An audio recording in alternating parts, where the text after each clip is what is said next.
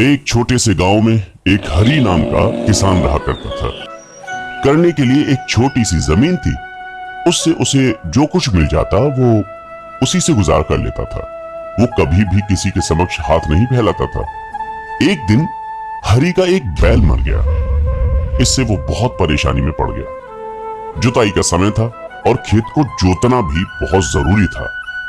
समय निकल जाने के बाद तो खेत जोतने से कोई लाभ होता नहीं है, क्योंकि एक बैल के मर जाने से उसके पास एक ही बैल बचा। वो बड़ी परेशानी में बैठा हुआ था।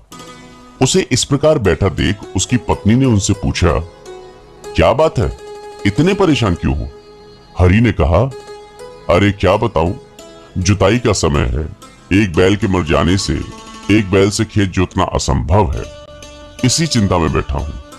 पत्नी ने कुछ सोचा और कहा, देखो जी, हमारे पास एक बैल तो है ही, जुताई में दूसरे बैल के स्थान पर मैं लग जाती हूँ। इस प्रकार हमारा काम भी हो जाएगा। हरी ने काफी सोचा, उसके अलावा उसके पास कोई और उपाय नजर नहीं आया।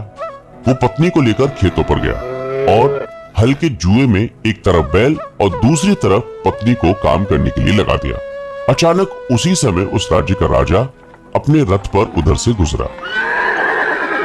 उसकी निगाह खेत पर काम कर रहे हरी पर पड़ी, जिसने हल के जुए में एक तरफ बैल और दूसरी तरफ अपनी पत्नी को लगा रखा था।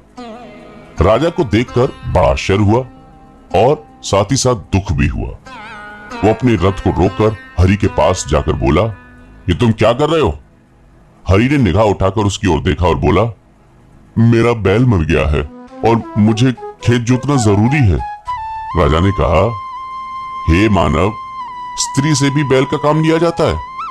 हरी बोला, क्या करूं, इसके अतिरिक्त कोई अन्य उपाय भी तो नहीं है।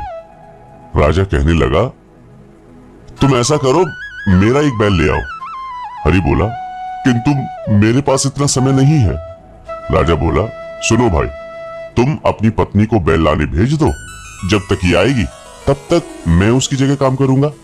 हरी की पत्नी ने कहा, आप तो बैल देने को तैयार हो, पर आपकी पत्नी ने इनकार कर दिया तो?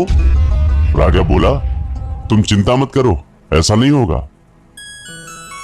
हरी राजी हो गया और उसकी पत्नी बैल लेने चली गई। राजा ने हल का जुआ अपने कंधे पर रख लिया। किसान की पत्नी राजा के महल में पहुंची और उसने रानी के पास जाकर राजा की बात कही। तो वो बोली, अरे बहन, एक बैल से कैसे काम चलेगा तुम्हारा? तुम्हारा बैल तो कमजोर होगा, हमारा बैल मजबूत है। दोनों एक साथ काम नहीं कर पाएंगे, तुम हमारे दोनों बैल ले जाओ। पत्नी को बड़ा आश्चर्य हुआ। उसे तो डर था कि वो कहीं एक बैल देने से इनकार ना कर दे। यहाँ तो एक छोड़, रानी दोनों बैलों को देने के लिए राजी हो गई।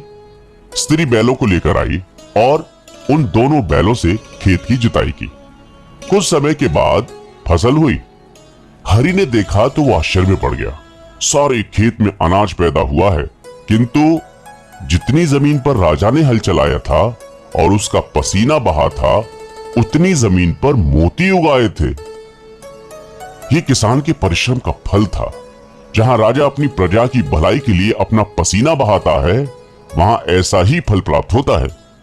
इस कारण राजा किसान के परिश्रम को देख अपनी मेहनत का फल उसे दे देता है।